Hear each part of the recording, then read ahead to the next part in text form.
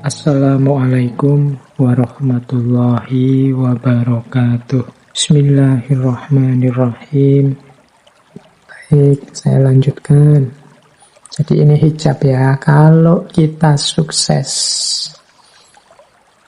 dengan membersihkan hijab-hijab, maka insya Allah cahayanya Allah akan masuk dengan utuh. Jadi hadir dengan sempurna. Disitulah nanti kita akan mengalami masuknya cahaya.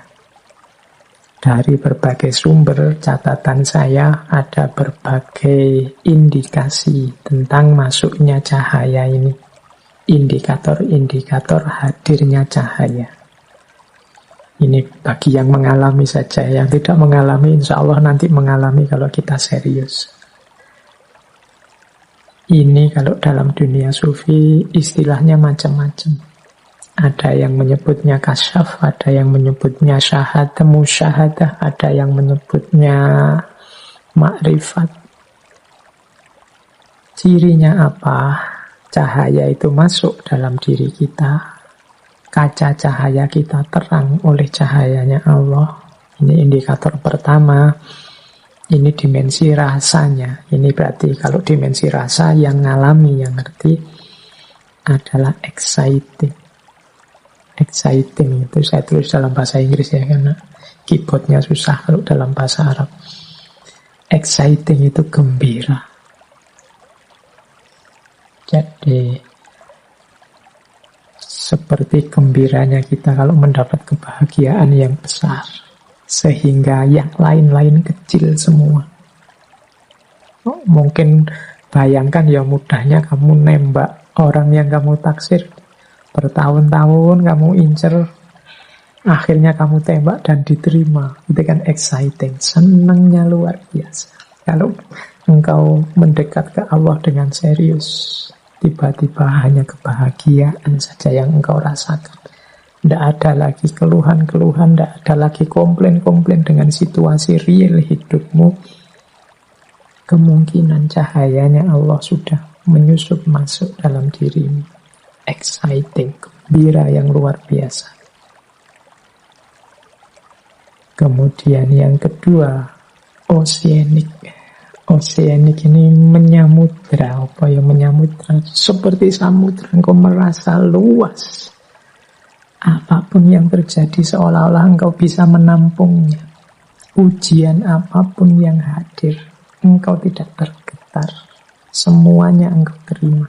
Sebagaimana samudra yang bisa menampung apapun yang masuk dalam dirinya. Jadi oceanic. Rasanya meluas. Kalau exciting itu gembira luar biasa. Oceanic itu rasanya meluas. Hatinya menyamudra.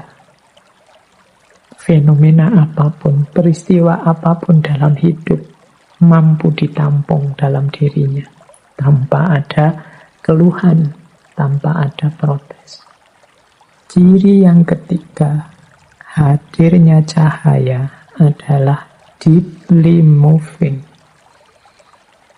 Deeply moving itu tergeraknya jiwa.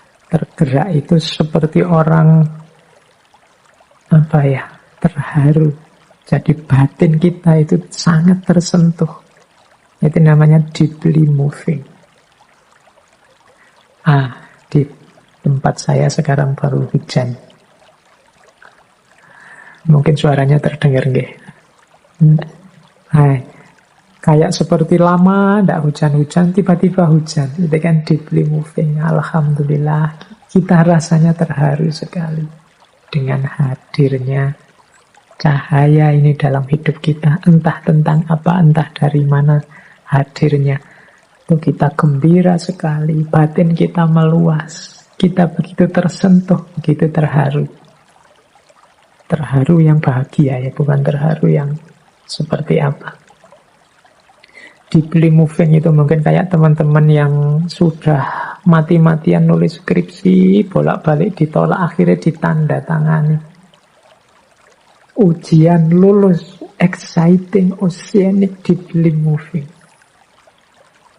Kemudian elevating. Elevate itu naik, mungkin bisa diartikan melayang. Jadi rasanya kita ini seperti terbang mengangkasa. Nikmatnya luar biasa, itu melayang. Ini menjelaskan ini rada susah ini ya, karena urusannya rasa. Pokoknya nanti momen-momen dulu kita pernah mengkaji peak experience, itu cirinya tidak jauh dari situ. Ada elevating. Kita melayang, rasanya nikmatnya luar biasa. Dan yang kelima, calmly itu tenang, sakinah. Jadi diri kita yang tenang. Ini seperti di surat At-Taubah itu kan. Ayat 40. Fa'anzalallahu sakinatahu alaihi wa ayyadahu bijunudin lam taruha. Maka Allah kemudian menurunkan rasa tenang dalam dirinya. Wa ayyadahu bijunudin lam taruha, dan Allah menguatkannya, membantunya dengan bala tentara atau malaikat-malaikat yang tidak terlihat. Nah, jadi orang yang mengalami, merasakan cahaya dari Allah, batinnya akan tenang, kegembiraan, kemudian rasa meluas, rasa tersentuh, rasa melayang dan tenang yang luar biasa. Ini momen-momen ketika cahaya masuk dalam diri kita. Ini detailnya bisa kita lihat ulang ketika dulu kita membahas tentang peak experience. Oke, kita lanjutkan teknis-teknisnya yang berhubungan dengan cahaya. Nah, kita bahas juga terminal-terminal menuju cahaya. Jadi untuk menuju cahaya ini ya, kalau dalam dunia tasawuf dikenal makomat-makomat. Ini juga sering kita bahas. Secara umum ada beberapa terminal untuk kita menuju cahaya. Yang pertama adalah kesadaran. Atau dalam banyak terminologi para sufi, kesadaran di awal ini sering disebut dengan istilah taubat. Jadi kita itu kan masih banyak hijab-hijabnya. Tadi saya sebut ada dosa, ada keterikatan, dan lain sebagainya. Mari membangun kesadaran bahwa ada banyak kesalahan yang sudah kita lakukan, ada banyak salah jalan yang sudah kita tempuh. Maka mari kita insafi, mari kita bertaubat. Nah, ini level paling dasar, kesadaran. Yo kalau ndak ada taubat, ndak ada kesadaran ini, yo yang kotor tetap kotor, yang keruh tetap keruh. Naik satu level kalau sudah bertaubat, sadar segala kekurangan, segala kekotoran. Tahap selanjutnya adalah pembersihan. Pembersihan ini tazkiyah. Jadi mari kita bersihkan diri kita. Karena selama ini kita banyak kekotoran, yuk ayo dibersihkan dulu. Kalau dalam istilah tasawuf ada istilah takholli, membersihkan diri. Yuk kalau tidak dibersihkan, nanti kita melakukan yang baik-baik, jangan-jangan keliru, jangan-jangan salah. Wong batin kita sedang gelap. Kita nganggapnya baik, ternyata keliru, ternyata salah. Salah memakainya, salah menempatkannya, salah ruang dan waktunya, salah dalilnya, bisa macam-macam. Karena diri kita masih belum bersih. Maka perlu kita membersihkan dulu yang kotor-kotor, yang dosa-dosa. Kita tobati, kita berjanji, tidak kita ulangi lagi. Kalau masih ada hasud, masih ada dengki, masih ada iri, masih ada kesombongan, Ayo dihapus semua. Ini makom selanjutnya. Kalau sudah tazkiyah, sudah takholli, baru kita tahalli. Pendekatan kepada Allah. Namanya muqarabah. Ayo mendekat pada Allah dengan amal baik, dengan keimanan, dengan amal soleh. Ini terminal yang ketiga. Jadi kesadaran, pembersihan, kemudian pendekatan. Kita mendekat ke Allah untuk menyambut cahaya darinya. Kalau kesadaran sudah sukses, pembersihan juga sukses, pendekatan kita sudah intensif, insya Allah akan hadir pencerahan dari Allah. Itulah yang kita kenal sebagai isyraq. Jadi isyraq itu cahaya yang diberikan oleh Allah. Inilah yang kita terjemahkan sebagai pencerahan. Kalau di barat diistilahkan sebagai enlightenment. Enlightenment kalau di barat konotasinya adalah manusia yang tercerahkan, dia bebas berpikir sedalam-dalamnya dengan akal budinya. Kita kenal istilah ini di awal modern. Tapi isyraq ini adalah pencerahan yang sumbernya dari Allah. Karena kaca kita sudah bersih dan kita sudah ada di jarak yang tidak terlalu jauh dengan cahayanya Allah yang semakin dekat akan tambah terang, maka terjadilah momen isyraq, momen pencerahan. Cahayanya Allah masuk dalam zujajah kita, dalam cahaya diri kita. Ini kalau pakai logika yang awal tadi, sebenarnya Allah itu selalu melimpahkan hidayahnya, selalu mencerahi diri kita. Hanya saja batin kita kotor sehingga cahayanya Allah tidak masuk, atau jarak kita terlalu jauh dari Allah sehingga kecil saja cahaya itu tertangkap.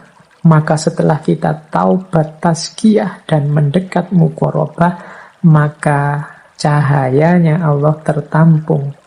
Cahayanya Allah masuklah dalam diri kita. Itulah momen isyraq. Hasilnya pencerahan apa? Ya hasilnya adalah kecerahan. Karena tadi sudah mengalami pencerahan, sekarang lahirlah kecerahan. Kecerahan itu dalam dunia tasawuf dikenal sebagai kasyaf. Sekarang terlihat semuanya. Sekarang tampaklah segala yang kemarin rahasia-rahasia, kemarin tertutupi tidak terlihat, hari ini tampak semua, terlihat semua. Itulah kecerahan atau kasyaf. Jadi kasyaf itu muncul ketika hijab sudah lenyap dan cahaya hadir. Makanya mukasyafah itu dalam pandangan saya selalu gandeng dengan musyahadah. Dan musyahadah itu menunjukkan situasi diri yang ma'rifat. Ini para sufi kadang menggunakan istilahnya berbeda-beda. Ada yang menggunakan istilah mukasyafah, ada yang menggunakan istilah musyahadah, ada yang menggunakan istilah ma'rifat. Mukasyafah itu berarti yang dilihat adalah momen ketika jiwa kita jernih sehingga semuanya terbuka. Kasyaf itu kan terbuka, semuanya sekarang terlihat. Kalau musyahadah ini merujuk momen karena semuanya terlihat, sekarang aku musyahadah, bisa menyaksikan semuanya yang kemarin terhijab oleh macam-macam. Dan karena aku sudah mampu musyahadah, maka sekarang diri ini kategorinya ma'rifat. Jadi makom jiwanya makom ma'rifat. Jadi ini menurut saya 3 istilah dengan konotasi yang sama, hanya berbeda levelnya. Jadi yang lebih fokus melihat ketersingkapannya menyebutnya mukasyafah. Yang lebih fokus melihat melihat syahadahnya, melihat aktivitas diri yang mengetahui banyak hal sekarang dari semula tidak tahu apa-apa, menyebutnya musyahadah. Dan yang lebih fokus melihat kondisi diri dari tidak tahu sekarang menjadi tahu, menyebutnya dengan istilah ma'rifat.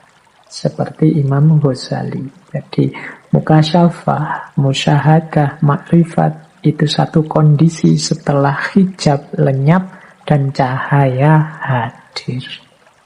Baik, semoga teman-teman sudah bisa menangkap serba sedikit penjelasan kita malam hari ini tentang cahaya. Materi terakhir, cahaya dalam bentuk ilmu. Orang-orang tadi yang mengalami ma'rifat, mukasyafah, musyahadah, ini kan kita menyebutnya orang dengan kualitas yang luar biasa. Tapi jangan lupa, di antara hidayahnya Allah, antara lain bentuknya adalah ilmu. Di antara cahaya adalah ilmu. Tadi saya sebut kisahnya Imam Syafi'i dengan gurunya Imam Waqi'.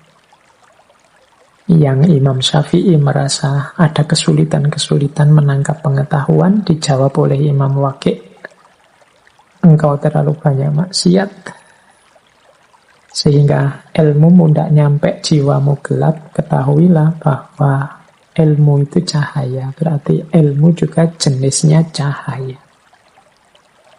Jadi ini konteksnya sedikit berbeda dengan cahaya di atas cahaya tadi.